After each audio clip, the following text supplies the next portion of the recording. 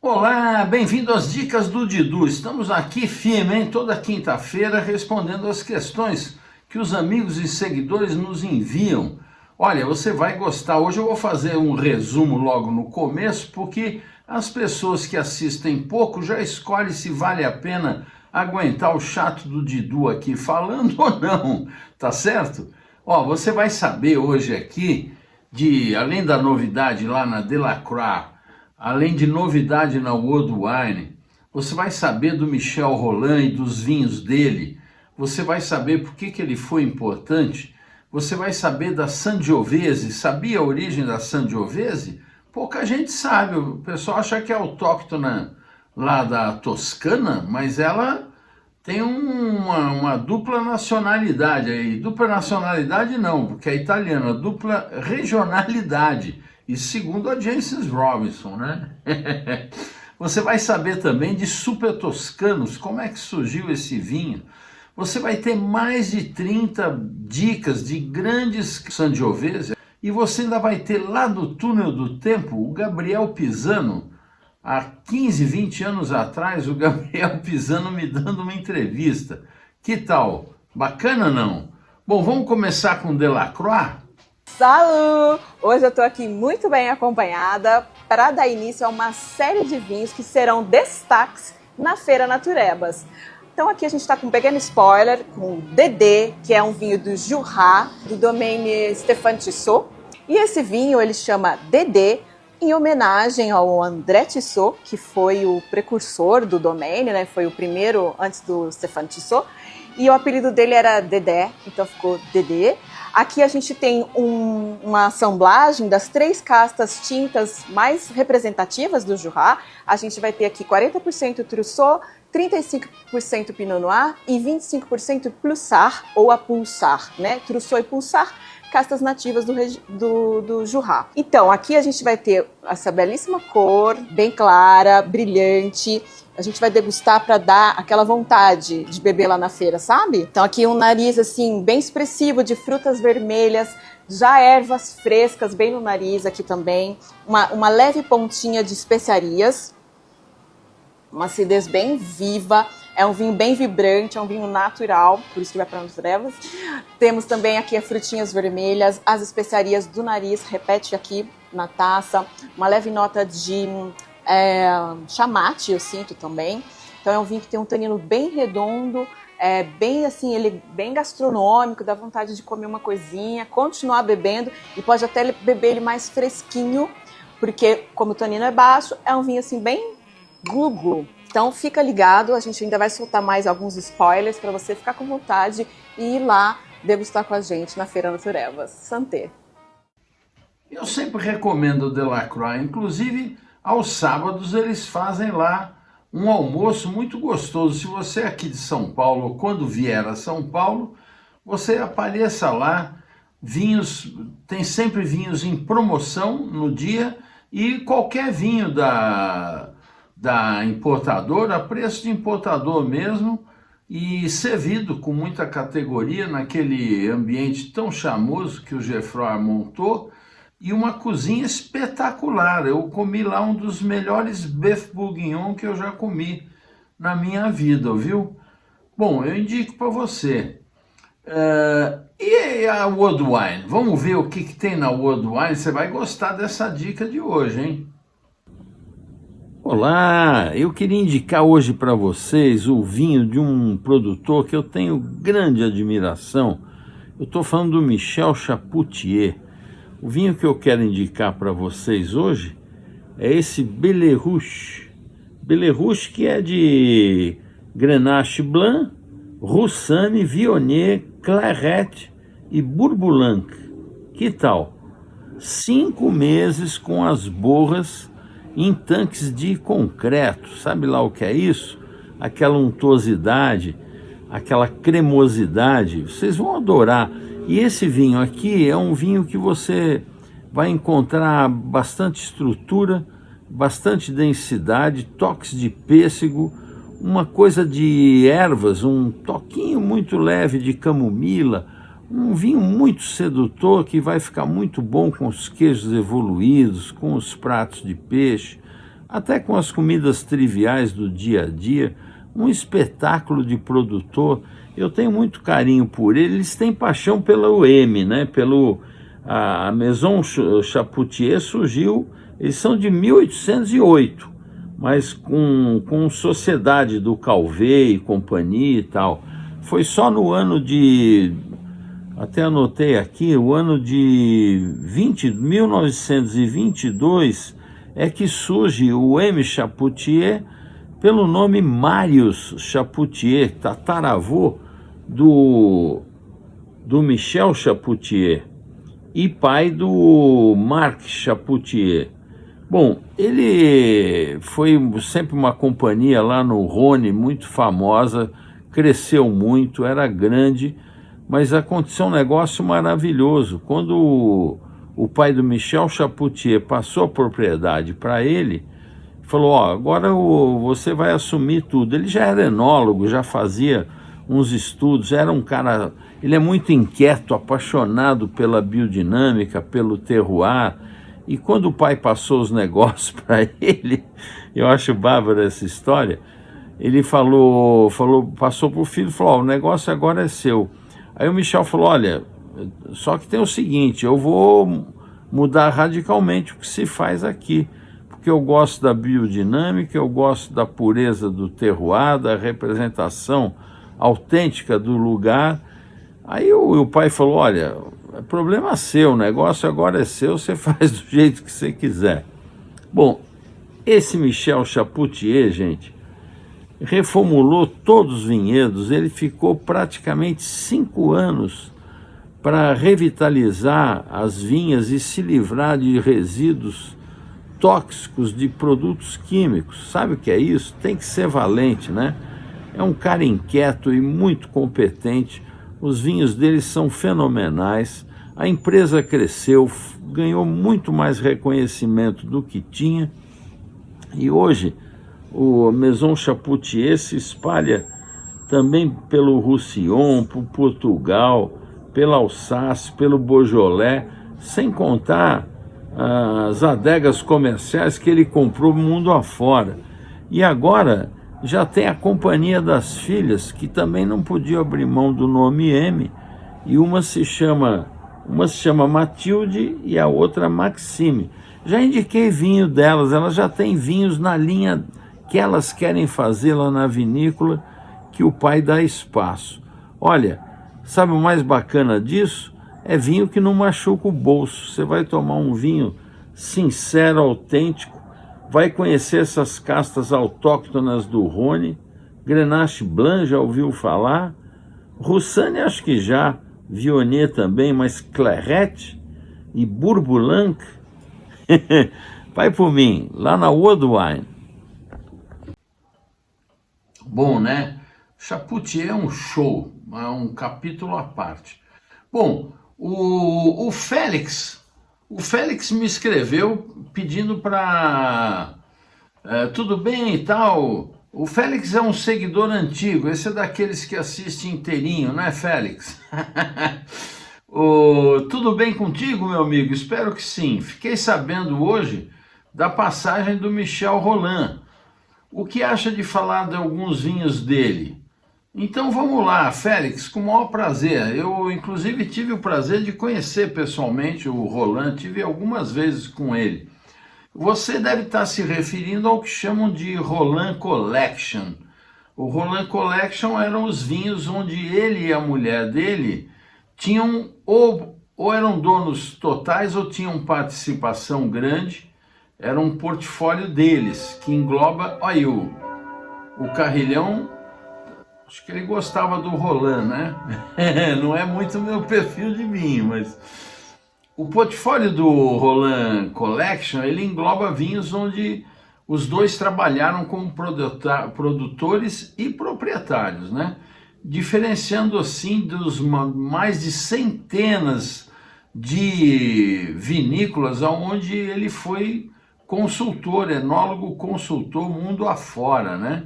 O Rolland, inclusive aqui no Brasil, na Miolo, discuti muito com ele a coisa do alfrocheiro, porque a Miolo tinha antigamente no Castas Portuguesas, tinha a casta afrouxeiro junto. E eles acabaram tirando. A afrouxeiro dava bastante elegância, mas o Roland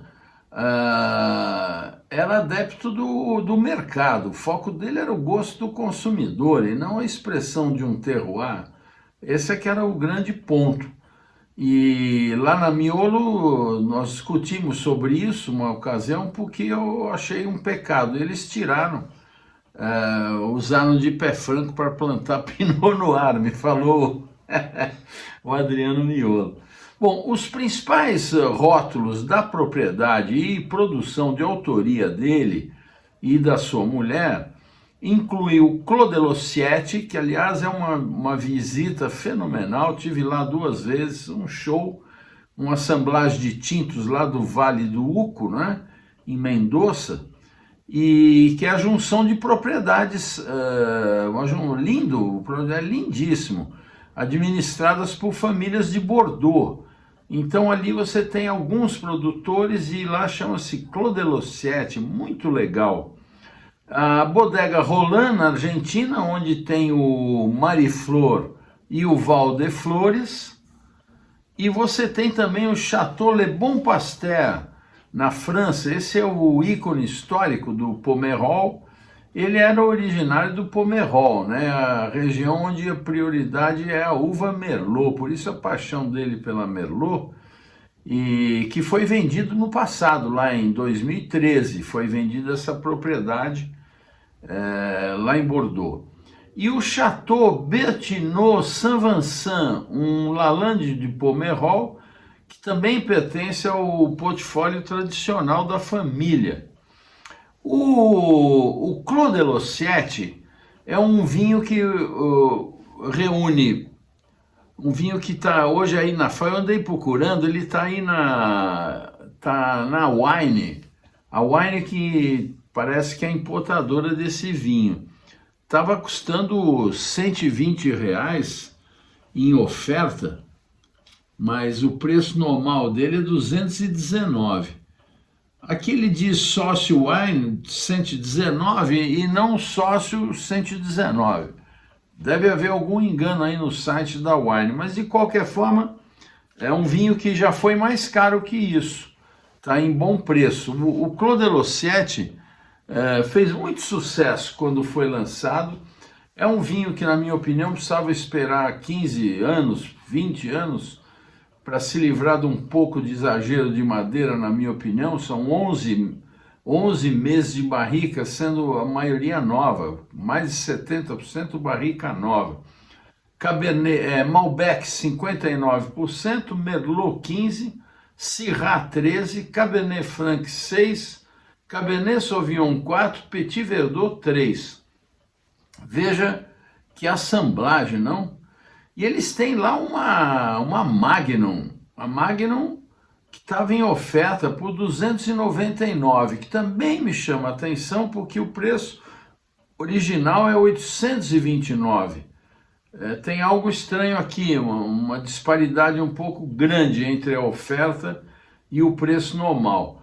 Mas de qualquer forma, esse é o Clos de Lossiette, você encontra no Brasil. O Miraflor e o Miraflor e o Val de Flores, que também aparece no portfólio da Wine, eu não sei o preço porque ele estava em falta. São 2 vinhos que eu tive a oportunidade de tomar lá no Uruguai, num evento em que o Roland foi falar dos seus vinhos. Foi inclusive muito curioso porque eu questionei, o Didu sempre levanta a mão para fazer alguma pergunta, e eu perguntei para o Roland se ele tinha acrescentado o ácido tartárico.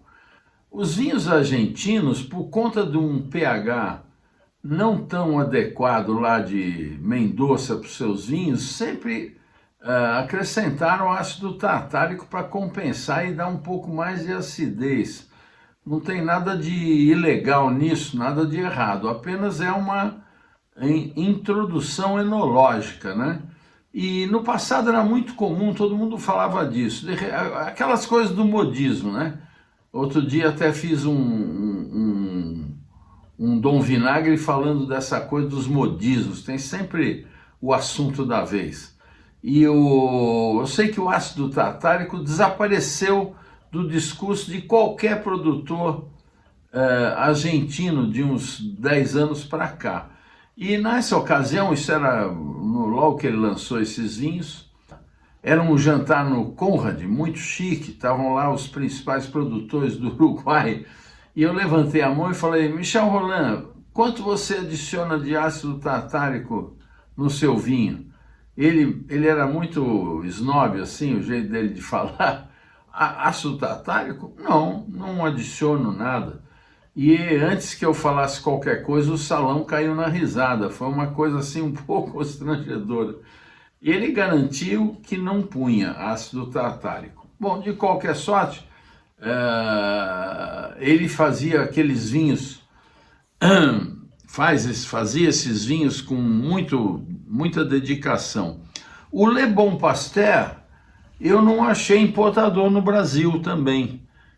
E nem achei oferta dele, o Le Bon Pasteur. Tomei uma vez o Le Bon Pasteur na casa de um amigo que tinha trazido. É um belíssimo vinho, bem estilo dele. O Bertinot Saint-Vincent, que eu também não achei importador no Brasil, esse eu nunca provei. O fato é que o Rolland era uma grande figura, um cara amável, educado, muito firme nos seus pontos. Me lembro uma vez que havia uma discussão grande com ele, porque foi feito aquele filme Mondovino, que eu sugiro vocês assistirem, onde aparecia ele dando um filme um pouco maldoso para o trabalho do Rolland, mas como é um filme que defendia muitos vinhos naturais, era natural que ele... era compreensível que eles descessem a crítica em cima do Rolland, que era uma pessoa, um enólogo que mexia bastante nos vinhos, especialmente microoxigenação. E ele então aparece no vídeo, ele sugerindo... Então, ele ia em vários caras, era a palavra Flying Winemaker, caía como uma luva para ele, porque ele me falou que tinha mais de 200 vinhos que ele estava dando consultoria na ocasião que eu tive com ele. E nós discutimos então nessa ocasião, nesse filme aparece ele indicando a microoxigenação, e que ele depois negou que fazia, que ele disse que nunca sugeriu microoxigenação. Não é verdade.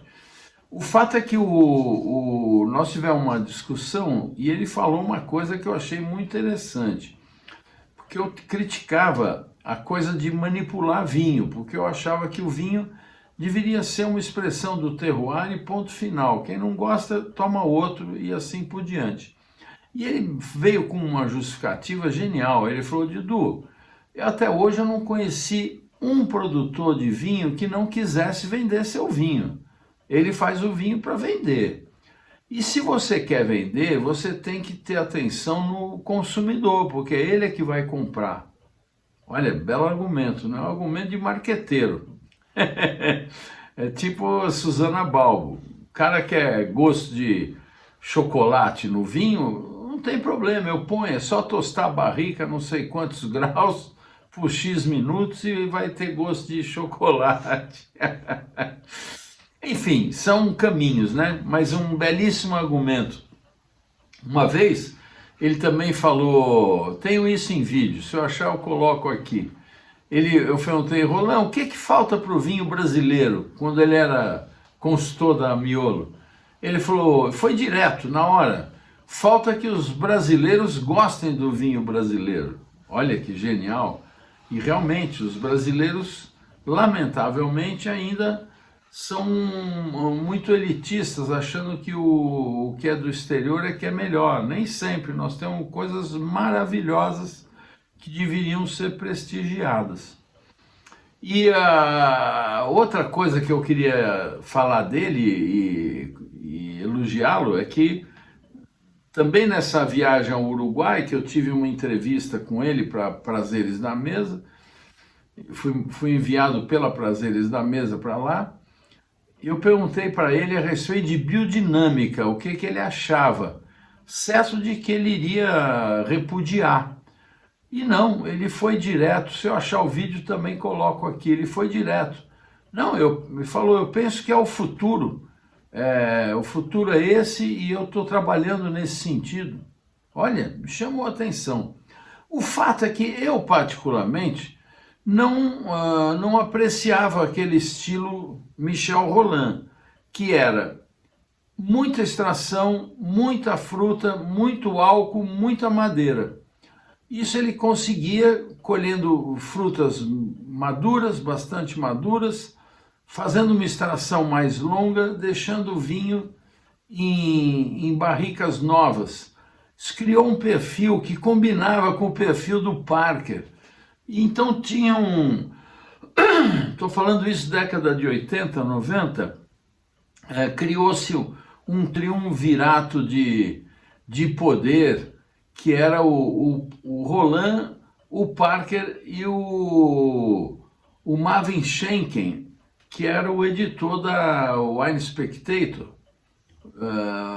Na década de 90, esses três reinaram, e era uma coincidência o Parker dava nota alta, o Rolland fazia consultoria, o Parker dava nota alta, o Schenken dava capa da Wine Spectator. Pronto, estava feito sucesso, todo mundo. Era inegável, é aquela coisa, não conheço ninguém que não queira vender seu vinho. E por que, independente do meu gosto particular pelo estilo do vinho, o meu ponto é que o mercado, com pouca personalidade, os produtores, com ansiedade em vender e com pouca personalidade em fazer o que realmente queriam, começaram a imitar os vinhos que o Parker dava nota alta. Claro, viram sucesso. Tem uma história fantástica que eu ouvi da boca do próprio produtor, o Benjamin Romeu. Você está vendo aí a foto dele com o seu bonezinho?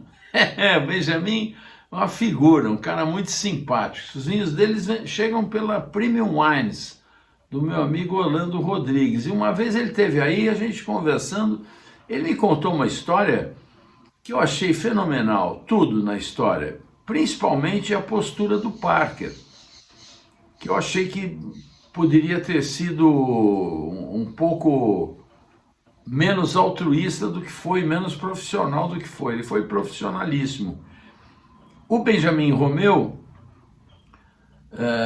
disse que estava trabalhando nos vinhedos e vem um empregado dele lá correndo no meio do vinhedo, esbaforido, dizendo: Seu Benjamin, sou Robert Parker no telefone, ele quer falar com o senhor.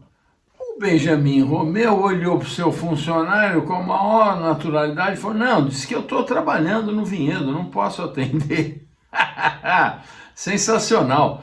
Poderia parecer um snobismo, coisa que não era. O Benjamin Romeu era aficionado no trabalho, contador, chamou o vinho que...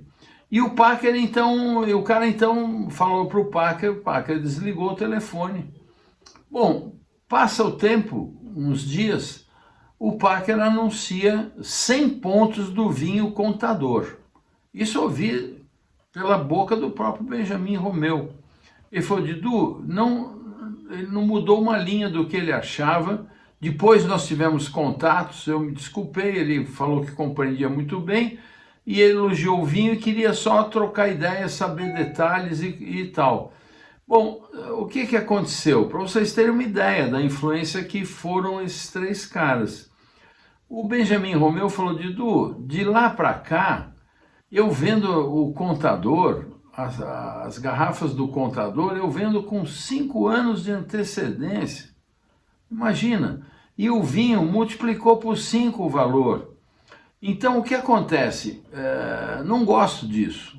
Eu não gosto porque é óbvio que a influência do Packer, não só nos Estados Unidos, que acompanhou exatamente o crescimento do mercado americano, que hoje é o maior do mundo, na época não era, quando o Packer começou não era, e não só refletia o gosto americano, o perfil dos vinhos que ele preferia, como o sucesso de venda influenciou o mundo inteiro. Ah, faz favor, eu não gosto disso, eu quero autenticidade. Então essa aqui é a razão. Mas o Roland era muito competente na enologia, era uma pessoa muito culta, muito educada, muito, como é que se diz, irônico. Ele era muito irônico nos comentários, eu me dava muito bem com ele, e cada um na sua postura, e enfim, era isso. Ô Félix, não sei se eu ajudei, mas eu gostaria que os 3 vinhos estivessem aí à disposição. O Geraldo me escreve e fala: Didu, gosto muito dessa uva Sangiovese e também dos Super Toscanos. O senhor podia falar um pouco disso e indicar alguns vinhos? Claro que posso, Geraldo, com prazer. Olha, eu fui pesquisar essa coisa da Sangiovese, o sangue de Júpiter, como diziam, né? E eu recorro sempre àquele Wine Grapes da Jancis Robinson, que eu recomendo a todo mundo. É um trabalho hercúleo, e que agora está para sair uma edição nova com mais uma centena de castas. Bom, e lá é interessante, porque lá traz os outros nomes em outras regiões. Eu descobri coisas que eu não sabia. Por exemplo, a Sangiovese tem nomes como Brunelletto, como Brunello, como Morellino, ou o próprio Morellino Descansano, que a gente sabe que é Sangiovese, Prugnolo, ou Prugnolo Gentile, Guarnacciola, Guarnacciola na Campania, muito engraçado o nome, Nerello, Negrello, Putanella, Putanella é demais, né? Vinha del Conte, isso tudo na Calábria, mas ela já é citada desde 1600, e o que é interessante é que ela é meio toscana e meio calabresa. Isso não é meio mozzarella, meio calabresa. A origem dela é meio toscana e meio calabresa. Ela seria, o DNA dela diz que ela veio da Cilieggiolo com a calabresa Montenuovo. Olha só, Montenuovo que praticamente não se encontra mais. Aqui ou ali tem alguma mancha de vinhedo que merecia ser resgatado, na minha opinião, só pela curiosidade. Eu, se tivesse um vinhedo hoje lá na Calábria, certamente ia cultivar essa Montenuovo, ver que vinho dava, e também ter esse Cilieggiolo e fazer um assemblage dos dois. Seria bem curioso, né? Eu adoraria. O fato é que são vinhos simplesmente maravilhosos, né? Eu me lembro que uma vez quando eu montei meu site, há muitos anos atrás, tinha uma seção que depois que a gente reformulou, eu aboli.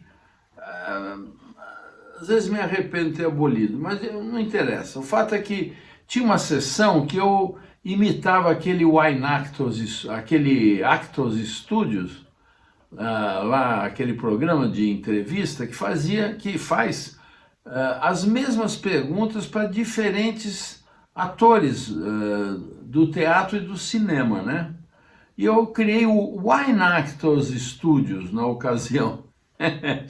E com a ajuda do meu amigo Luiz Ota, que é amigo pessoal da Jancis, o Luiz ele quando ia para Paris ficava no apartamento da Jancis Robinson emprestado. Que tal? Cara, é muito curioso. Bom, o Luiz, eu falei, Luiz, manda para a Jancis, vê se ela responde para mim o Wine Actors Studio. Na mesma hora ela respondeu. E eu estou falando isso porque uma das perguntas do Wine Actors Studios era: qual é o seu vinho jornalheiro? qual é o seu vinho do dia a dia? Ela, sem dúvida, Sangiovese, era o vinho. Por quê? Porque o Chianti e a Sangiovese tem essa coisa, ela é muito gastronômico pela sua acidez, aquele toque terroso, é uma coisa assim, rico em fruta, mas sem ser exagerado, e aquela certa austeridade. Nossa, eu gosto demais, eu acho um vinho fenomenal. A Sangiovese é a base dos Chianti clássico, né? E é também dos Brunello e também dos Super Toscanos. Então, no Chianti clássico, ela revela mais fruta, e todos eles sempre têm o toque terroso e aquela coisa de uma erva seca, muito interessante. Nos Brunello, porque o Brunello é um Sangiovese, é um clone de Sangiovese, o Sangiovese grosso, que chamam, porque é menor com casca mais grossa. Isso dá um estilo de vinho mais encorpado, mais estruturado, muito rico com a fruta madura e com um potencial de guarda inigualável, né? A gente tem aquela brincadeira do cara que abriu o primeiro Brunello, que é o Biondisanti 1888, que ainda existem 3 garrafas. Você pode imaginar isso? Entrar lá escondido e abrir uma delas?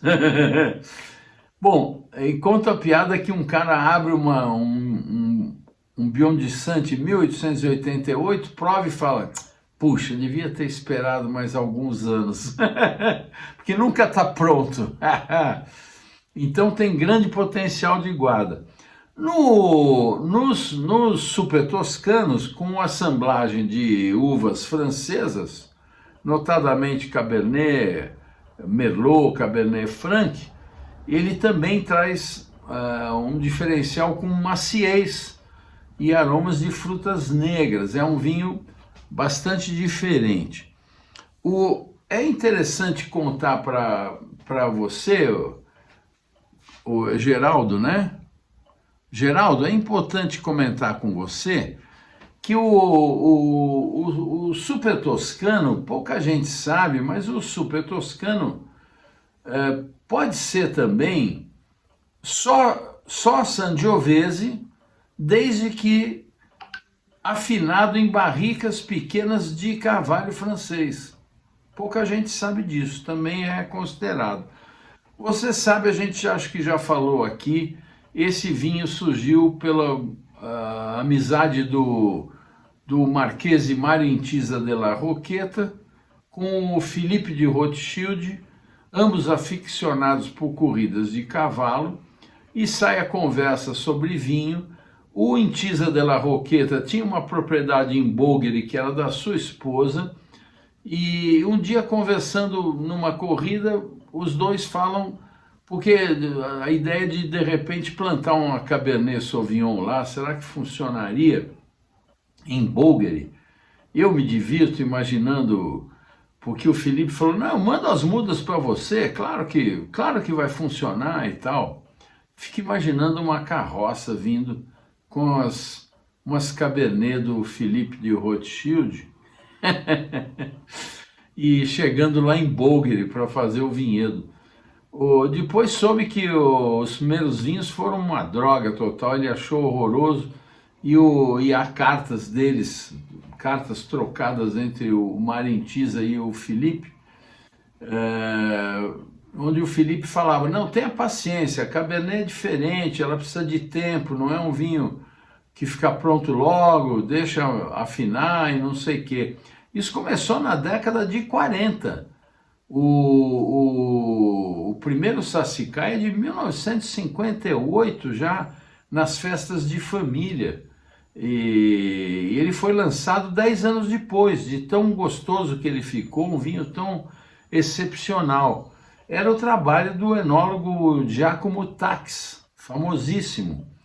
E posteriormente a família Antinori, que eram primos, os primeiros a vender Sassicaia no mundo foram os Antinori, porque eles eram primos do Intisa de la Roqueta. Pouca gente também sabe disso. E depois a família Antinori, empolgada com o sucesso, lançou o Tignanello e o Solaia, né? Enfim, de qualquer forma, o Super Toscano, o que é Super Toscano?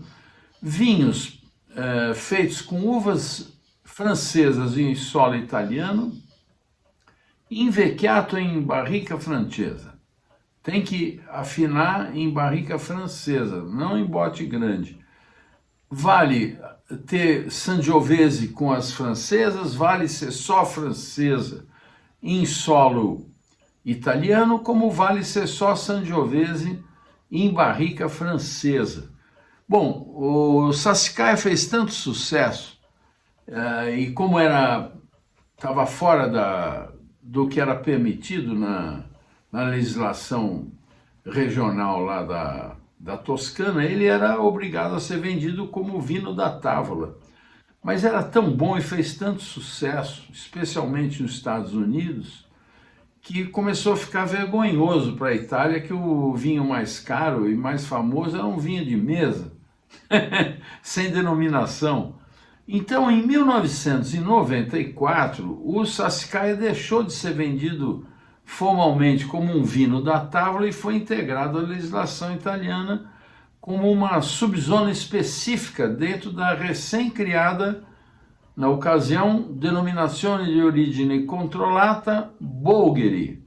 Mas em 2013 ela ganhou autonomia total, porque o Ministério da Agricultura concedeu independência total ao vinho, criando a denominação exclusiva Denominazione di Origine Controllata Bolgheri Sassicaia. Com isso, o Sassicaia tornou-se o primeiro e único vinho de um único vinhedo privado, a vinícola Tenuta San Guido, a possuir sua própria DOC exclusiva na Itália. Olha só, a Ravan traz esses vinhos. Hoje outros trazem também, Mistral também traz, não sei quem mais traz. Mas você encontra aí na Ravan, na Mistral, o Sassicaia, que custa uma fortuna e que, na minha opinião, ele só vale esse preço depois de 15 anos de idade. Antes disso, na minha opinião, não vale. Bom, eu separei para você, Geraldo, outra curiosidade sobre Super Toscano é que tem uma região que é uma denominação chamada Carmignano. Você está vendo no mapa aí. A Carmignano, na verdade, é que fez o primeiro Super Toscano. É que eles nunca souberam trabalhar isso, não tinha a história do Intisa de la Roqueta, não fizeram um vinho do nível do Sassicaia, enfim, era outro caminho de história. Mas, para você ter ideia, o primeiro Cabernet Sauvignon plantado na Itália foi por ordem da Catarina de Médici, em 1716, que inclusive tornou-se uma DOC, depois uma denominação de origem controlada, que obriga a DOC Carmignano tem que ter o uso do Cabernet na assemblagem do vinho. Eles lá então já tinham, porque a Catarina de Médici, que depois foi para a França, era apaixonada pela uva Cabernet e obrigou a plantar lá. Olha que interessante, gente. Bom, você encontra vinhos de Carmignano, eu vou indicar aqui na sequência para você, que vale a pena conhecer, né? Não é uma curiosidade? Bom, vamos ver as dicas dos vinhos, que o Didu já falou pra caramba. Olha, eu começo com o Zanotto, um brasileiro, Zanotto Sangiovese, de 89 por R$ 79,90, lá na Vinhos e Vinhos. Você acha também na loja da Campestre, aqui em São Paulo, tem na Pedroso de Moraes. Esse vinho ganhou medalha de ouro lá no Decanter World Wine Award, há uns 5 anos atrás, sei lá. Um vinhaço, e olha, não machuca o bolso, abaixo de 100 paus. É um vinho perfeito para o seu dia a dia, hein? Gastronômico, ele fica bom com tudo. com a macarronada, com antipaste, uma carninha moída com verdura, arroz e feijão, fica bem, aquela acidez, aquele corpo médio, aquela astringência, um espetáculo de vinho muito bem feito, recomendo. Você tem o Overground Sangiovese, que nós vamos da vinha Progresso. A vinha Progresso, que no final do vídeo você vai assistir o Gabriel Pisano, quem faz esse vinho, contando a história e tudo mais. Esse aqui é um Sangiovese deles, vinha Progresso, lá na 20 Vinhos, custa R$212, um show. Você tem na Premium Wines o Falernia Sangiovese Reserva. Outro dia indiquei esse vinho, se não me engano, custa R$103. Olha, uma pichincha, um frescor. Olha que ideia boa. Você compra para ver como é que Sangiovese na América do Sul. Você compra o brasileiro, compra o uruguaio e compra o Falernia. Não é legal? Chileno. E faz uma comparação, vai ser bacana de ver. Todos de produtores muito bons. Você tem também na Premium Wines, a 235, o Volpaia Cito, IGT Toscana, 100% Sangiovese. Você tem um que eu adoro, que é esse aqui, é um produtor biodinâmico, Monte Bernardi, Sangiovese, anticlássico de OCG, 2021, R$375. Grandíssimo produtor, grandíssimo, um show.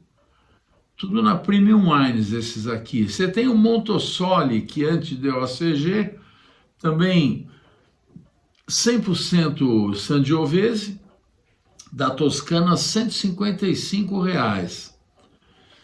Você tem na Via Vini o Chianti Clássico Castello di Broglio, Gran Selezione. Por que eu estou indicando esse vinho? O Castello di Broglio é o mais antigo produtor ininterrupto da Itália. Sabe lá o que é isso? É fenomenal. Família Ricasoli é a família que inventou a receita do Chianti. Pode imaginar o que é isso? Um lugar maravilhoso. Eu mostrei aqui para vocês, estive lá visitando, tem museu e tudo, um show. Vale a pena provar o Chianti Clássico Castello di Broglio Gran Selezione, que é o top, custam 650. São uvas de um vinhedo próprio, exclusivo, e com um envelhecimento maior, né? Você tem o vinho Chianti Clássico Gran Selezione Colle di Là, também do Ricasoli, a 760. São sempre vinhedos específicos. O Ricasoli se tornou um especialista em terroir, pesquisando os clones e, enfim, tem coisas especialíssimas lá. Vale mergulhar nisso, degustar com atenção. Se você reunir seus amigos e comprar toda a variedade que a Via Vini traz do Ricasoli, que ele é um importador exclusivo, vocês dividem essa conta entre os amigos e vão degustar diversos vinhos de terroir autêntico, com fermentação espontânea, vinhos excepcionais. Faça isso, que é didático e, obviamente, muito prazeroso. Você tem esse Ronsicone Gran Selezione, Chianti Clássico.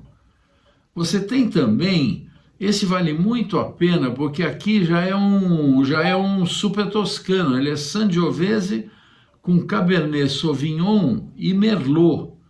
É o vinho Antico Feudo Ricasoli. Olha, pichincha. Esse vinho a R$148 é uma pichincha. Pode comprar de caixa, ele evolui bem. Vinho gastronômico, elegante, um show. Você vai adorar o Antico Feudo Ricasoli. Você tem do Altesino uma outra pichincha, esse também Sangiovese com Cabernet Sauvignon e Merlot, que é um IGT do Altesino, que é o Vino Rosso Toscano, R$210. Altesino, que é um grande produtor. Na Mistral, como sempre, você tem um show, né? Você tem o Brunello, você tem o Bonacci, por exemplo. O Bonacci tem o Brunello 100% Sangiovese grosso, R$ 814. Tem o Chianti Reserva dele, 100% Sangiovese, o 2021, a R$ 168,74. E tem também o Sangiovese 2024, o Sangiovese Toscano, a R$ 131,10. Outra boa ideia, você comparar esses dois que são mais em conta, porque um é reserva e o outro não é, para você sentir a diferença de envequeamento, né? Você tem também do Bonacci, a 162, o Chianti Gentilesco 2024. Esse tem um toque de canaiolo com a Sangiovese, um vinho de grande frescor, uma delícia. Você tem da Pieve Santa Restituta, que é o Brunello do Ângelo Gaia, um espetáculo, né? Nossa Senhora, esse é R$ 1.975. Você tem também o Renina, Brunello de Montalcino Renina 2020, também do Gaia, que é R$ 3.474. Coisa seríssima, viu? Que inclusive vinho para você guardar 10 anos aí na sua adega. Você tem da Badia a Coltibono, eu adoro o Coltibono, o Setamura Chianti 2023 custa 241, 100% Sangiovese, tradicionalíssimo, um produtor maravilhoso, dos primeiros produtores da Mistral. Você tem do Felsina também, o Castelo de Farnetella, o Lutilla Rosso 2022. Esse tem Sangiovese com Cabernet e Merlot. Também é o assemblage com as tintas francesas, R$ 310, vale a pena. E você tem o Saladini Pilastri, com esse Rosso Piceno 2023, que mistura Sangiovese com Montepulciano, R$ 168. Você tem ainda o Chianti Brunello de Montalcino, Andrea Constanti, R$ 1.812. Você tem o Fontaleone Chianti Colli Senesi 2023, do Fontaleone, a R$ 244. Todos 100% Sangiovese. Você tem o Chianti Clássico Felsina 2021 a R$ 494. Você tem também o Villa de Capesana. Esse aqui é carminiano, o Capesana é lá de Carmignano, a tal história dos Cabernet mais antigo. O Villa de Capesana di Etiani Carmignano 2013 é Sangiovese com Cabernet Sauvignon, R$ 940. O Barco Reale de Carmignano, R$ 220, também da Tenuta de Capesana, também Sangiovese com Cabernet Sauvignon, mas também Canaiolo, R$ 375. E o Trefiano Carmignano Reserva 2016, Tenuta de Capesana, também Sangiovese, Cabernet Sauvignon e Canaiolo, R$ 934. Você tem a família que inventou o Brunello, a família Biondisanti, eles hoje têm o Castelo de Montepò, onde só tem as uvas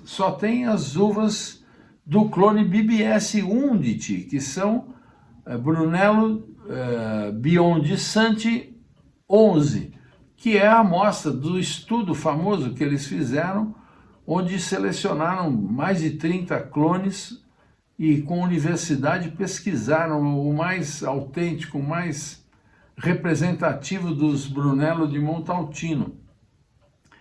Eles foram para Montepò, que é Toscana, mas não é Montalcino, no seu castelo de lá, e lá, então, hoje tem a vinícola lá com vinhos maravilhosos, todos com o BBS Undit e agora explorando pequenos terroirs dentro das suas parcelas, aquela coisa que a Borgonha desenvolveu com os monges há 400 anos.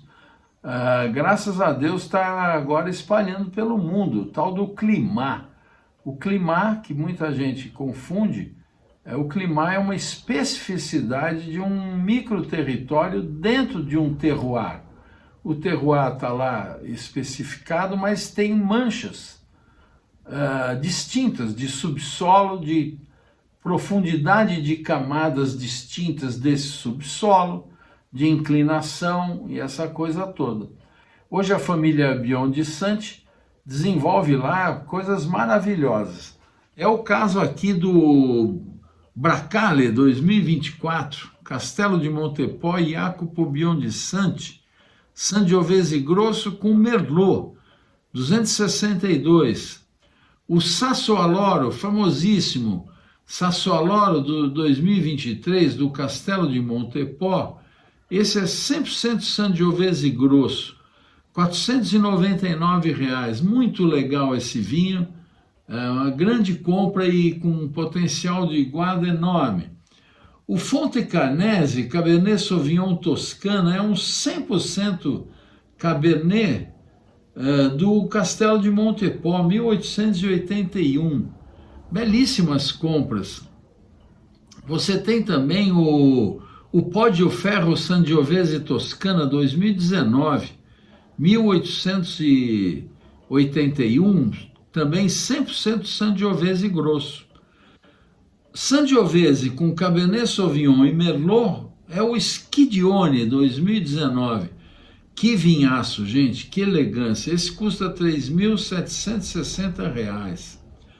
Você tem também o Maceione Sangiovese Toscana 2019, do Castelo de Montepò, que é 100% Sangiovese Grosso, a 1881. O Carrilhão gosta de Biondissante e de BBS Undit, hein? Bom, nós temos também o Lungarote, né? O Lungarote tem também vinhos muito acessíveis e bem feitos. É o caso do Rosso de Montefalco Reserva 2020, que faz uma assemblagem de Sangiovese, Merlot e Sagrantino, lá na Úmbria. Você já tomou um Sangiovese lá da Úmbria? Então, ele é diferente, ele tem outra tipicidade, isso é que é bacana. Nada de Michel Rolland, é a expressão do terroir, tá certo? Experimenta esses vinhos do Lungarote, muito bem feitos, um pouco mais densos, um pouco mais untuosos, com muita fruta. O caso do Cadeto 2022, que é Sangiovese com outras castas regionais a R$ 149, um vinho que não machuca o bolso, vai te dar grande prazer.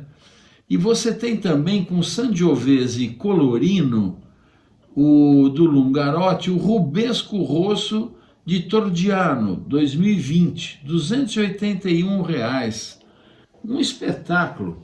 Gente, que show aí de Sangiovese e de Super Toscano, hein? Espero que você tenha gostado. Agora eu termino aqui com o Gabriel Pisano. Garoto, Didu com a barba não tão branca, mas já estava subindo. Vocês vão gostar da entrevista.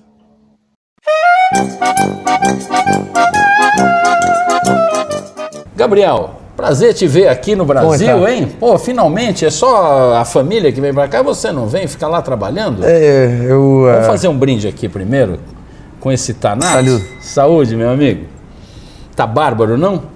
Você acha? Eu acho bárbaro. Bom, eu acho mais. Eu sou fanático por Taná e vivo escrevendo na imprensa que a Malbec, os argentinos são muito espertos e o uruguaio é muito recolhido na comunicação. E no Brasil, o argentino vendeu a ideia de que churrasco é com Malbec. E está errado. Churrasco é com Taná. E tem que ser sangrando, meu Deus do céu. Claro que sim. Não é? Gabriel, quero começar perguntando para você o seguinte: o que mudou na sua vida a Jancis Robinson ter citado você com o Etioneco? Nós vamos explicar depois o Etioneco, o que significa o nome e o que vinho é, mas o que isso afetou a sua vida? Porque você era muito jovem, ainda é jovem, mas poxa, com 23 anos, ser reconhecido por uma crítica como a Jancis Robinson, incomodou você? Você passou a ser mais cobrado? Como foi essa experiência pessoal? No, realmente fue una sorpresa porque es un vino que no tiene mucho punto de comparación. Entonces, cuando recién lo hice, no sabía bien, a la gente le gustaba, más no sabía cómo iba a hacer una crítica. Y bueno, fue una sorpresa, una linda sorpresa.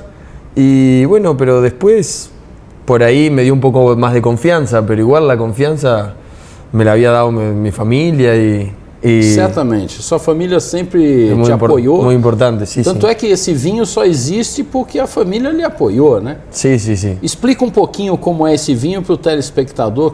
Etioneco em basco é um nome que vem do basco, né? Um nome basco significa... É basco antiguo e é de boa família. De boa família. Ou de boa casa. Ou de boa casa. E você então pegou o taná e o que você fez para chegar nessa receita do Etioneco? Bueno, la idea era un poco que Pisano, a vinícola de mi familia, no tenía un vino de postre. Entonces, bueno, fue como un proyecto que a ver qué se puede hacer con Tanat. Y bueno, fue leyendo mucho, investigando, y al final salió el Etioneco, que es una mezcla, por decir de alguna manera, de técnicas de Recioto, italiano, Amarone, tiene algo de Porto también. Básicamente se deja pacificar la uva en la planta y bueno, se cosecha, se prensa, hasta ahí todo como un porto. Pero una parte de la uva yo la dejo en la planta todavía.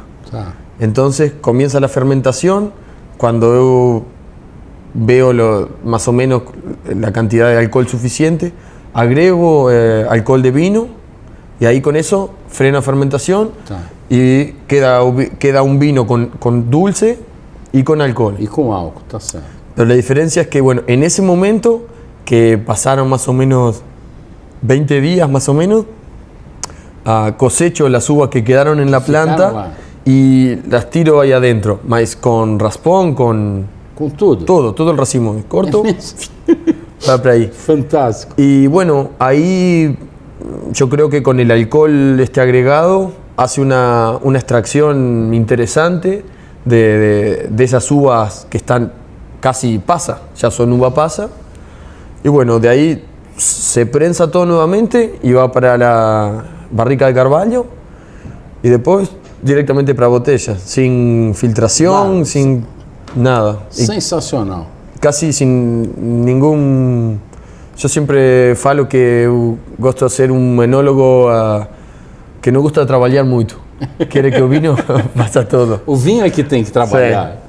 Olha, vocês sabem que o sucesso foi tão grande e ele não parou por aí, ele continuou desenvolvendo coisas novas. Cada viagem dele ele vem com uma novidade. Aí ele teve no Priorato e voltou com o conceito de barrica aberta. Nós vamos perguntar, Gabriel, vamos explicar um pouquinho qual é o conceito de fazer um vinho barrica aberta e o que ganhos você tem com isso.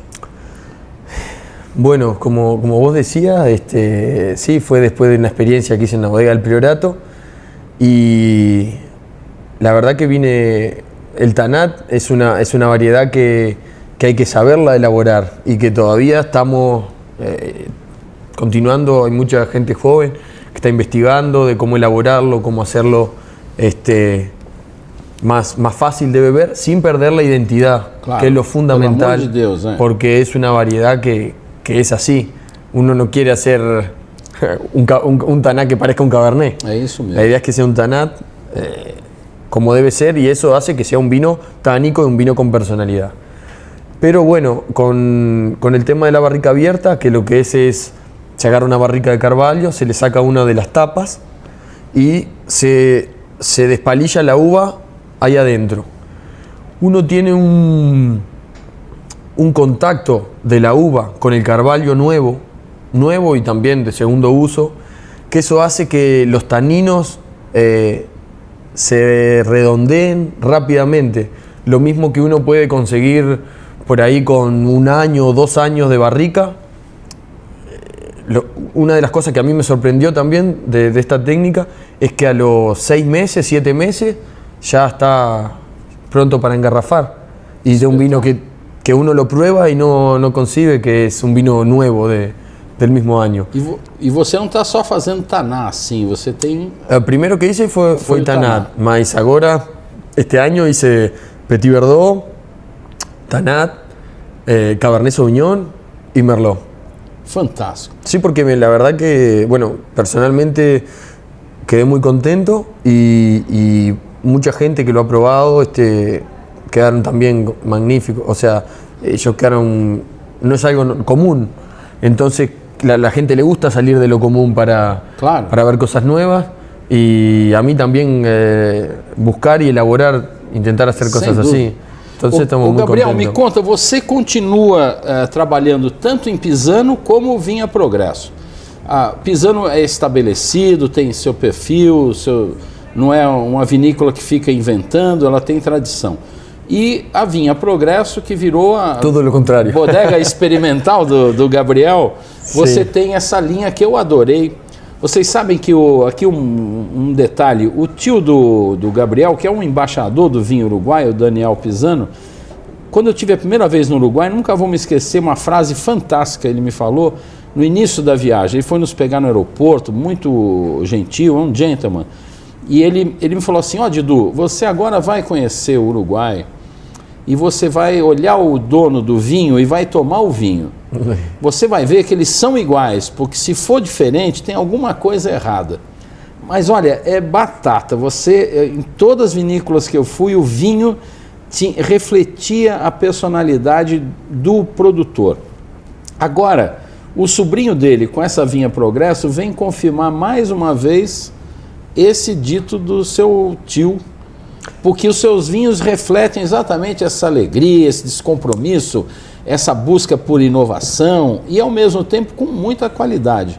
Y es algo que se da naturalmente, porque el vino es un producto que se hace con amor, se hace con ganas. Entonces indudablemente la personalidad, yo también creo que es una gran verdad eso que dice, se ve reflejada en los vinos. É impressionante isso. Até os vinhos que não têm muito caráter, muita personalidade, de indústrias grandes, que no Uruguai é muito raro, mas lamentavelmente também tem, vinícolas de volume, que o vinho não tem cara. Não tem caráter. É fantástico, eu achei isso bárbaro. Sim. Você já nas etiquetas já mostra um diferencial e eu até publiquei isso no blog, vocês contando os sonhos de Elisa. Me conta um pouquinho essa história que é bacana para o telespectador saber. Bueno, eso pasó por primera vez cuando hice el barrica abierta, que mi tío me dice, esto está buenísimo, vamos a llevarlo a la feria, a Canadá. Le digo, no, porque como todo proyecto nuevo, a uno le da miedo salir Claro, para ver. Vamos botar a cara para fora. Le digo, no, está nuevo, tiene 5 meses, estaba bueno, uno veía que tenía aroma, fruta, que es una cosa que yo busco mucho en los vinos, que sea muy frutado. Si bien pasa en Carvalho, prácticamente la madera no se le nota.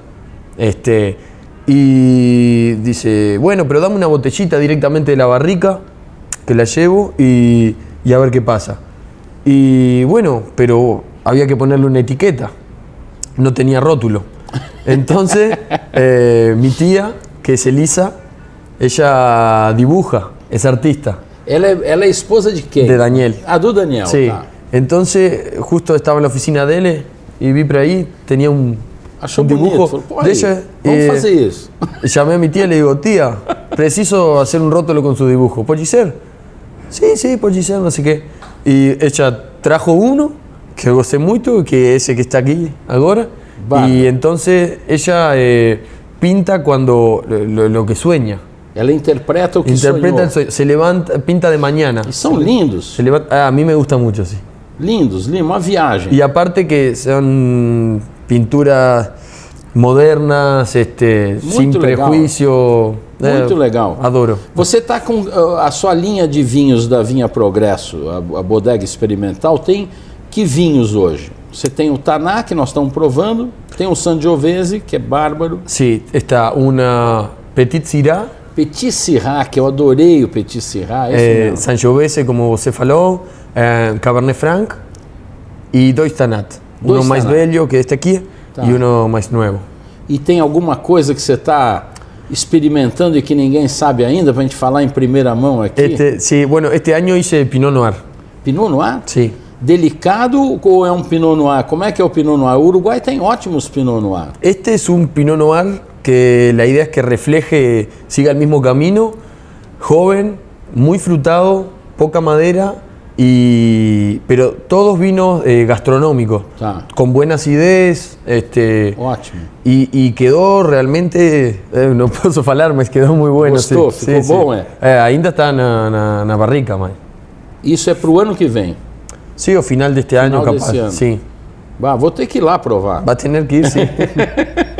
Que bom, Gabriel. Olha, eu agradeço. Siempre bienvenido. Eu sei disso. Eu adoro vocês lá. Eu, por mim, moraria aquele quarto onde a gente fica lá degustando. Y una cosa, también você se lembra de aquella, la casa que está en el medio del viñedo? Claro. Eu estou morando aí agora. Ah, você está morando lá? É mesmo? No meio do vinhedo? No meio do vinhedo. Fantástico isso. Sozinho lá. Sozinho, sim. As moças vão mudando mês a mês. Não, eu tenho uma moça que, Tem uma não moça muda. fixa?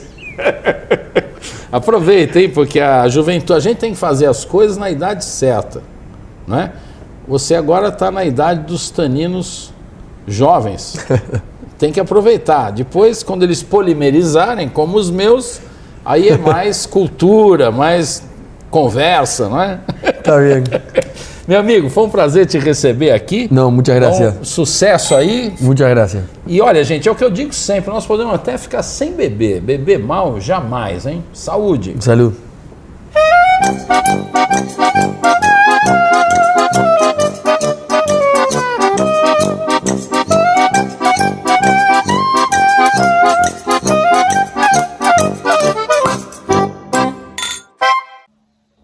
Não valeu a pena? Gente, é isso aí. Beba com moderação.